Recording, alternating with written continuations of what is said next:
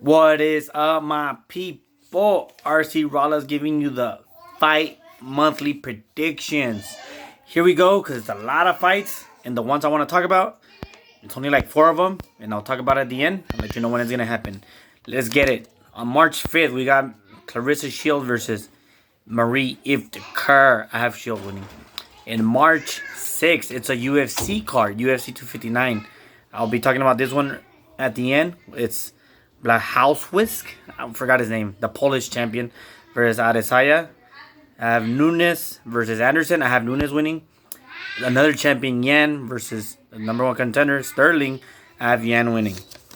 On March 12th, I only put this one because he's going to be the number 1 contender for next week's fight. March 12th, I got Storm Rungvisai winning. That's the guy that knocked out Chocolatito. On March 13th, I'll talk about this fight at the end as well. It's Chocolatito versus Gallito. But on the undercard, it's McCaskill versus Braekhus for the undisputed welterweight champion, women's champion. Also in March 13th, this is a Showtime card. We got David Benavidez versus Ellis. Benavidez is going to win. Oh, look. Pinches niños. Anyways. On the undercard of the Benavidez fight, it's the Mexican Tyson, Isaac Cruz versus Romero. Not Rolly, which I wish, but no. March 20, you got Beterbiev versus Daines. I got Beterbiev is returning after like 16-month layoff. I have him winning. Then we got Okolie versus Glowacki. I have Okolie winning. Virgil Ortiz versus Maurice Hooker.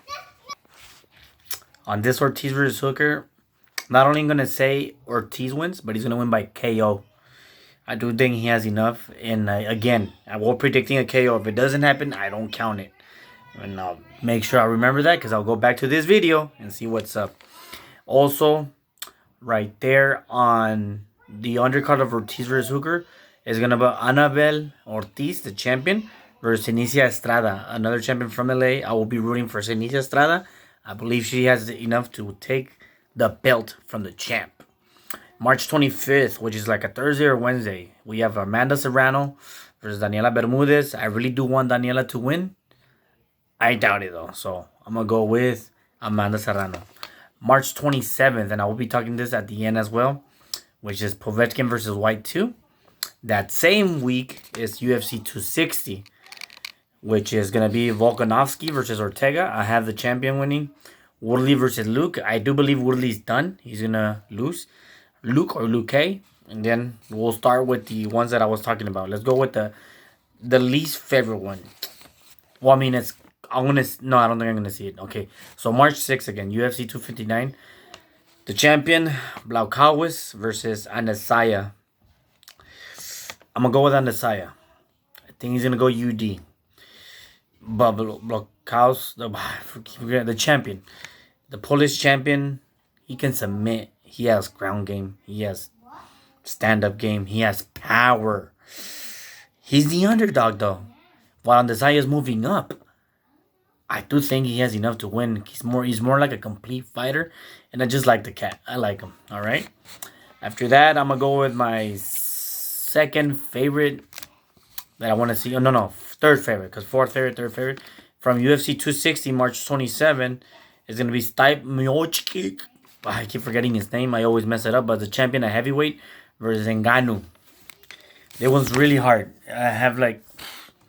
It's hard for me to choose. Ngannou has that massive power. Stipe is called probably the best heavyweight champion in UFC because he's defended it more times. Oh my god. He did beat him when they fought the first time. Remember that. He did beat him. He played it all the way to UD. And I believe it's going to happen again. I got the champ because I don't want to mess up names. Then my second favorite of the month, March 27, the rematch, Povetkin versus Whyte, Dylan Whyte. Whyte actually dropped Povetkin twice before getting knocked out the round after. Completely knocked out. And I believe, for me, it was my favorite knockout of the year. If I recall, I think that was my favorite knockout of last year. The rematch is happening. Povetkin is coming from COVID, though. but he requested the time and all that, so maybe it's different. Dylan Whyte is confident again. It's interesting because you don't know what's gonna happen. Is Dylan Whyte not strong enough? Is he complete more? Is he more complete fighter? He was winning all 5 rounds before he got knocked out. I'm gonna go with Whyte.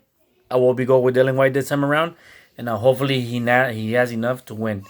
And my favorite fight, and I will say the fight of the year contender.